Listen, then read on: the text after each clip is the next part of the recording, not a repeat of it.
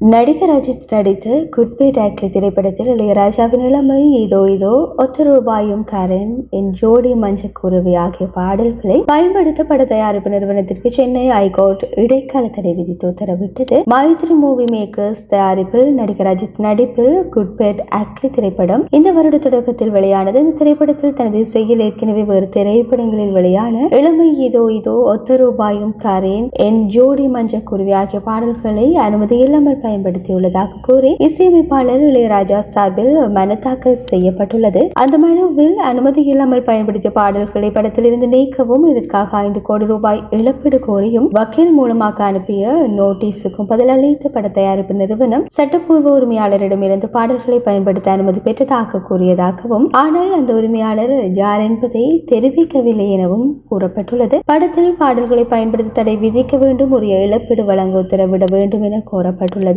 இந்த நிலையில் படத்தில் இடம்பெற்ற பாடல்களை ஒழுங்காக உரிமையை பெறாததால் படத்தில் இடம்பெற்ற பாடல்களை படக்குழு நீக்குவர். மேலும் நெட்ஃபிளிக்ஸ் ஓடிடி தளத்தில் இருந்தும் குட்பேட் ஆக்லி திரைப்படம் நீக்கம் செய்யப்படும் எனவும் எதிர்பார்க்கப்படுகின்றது.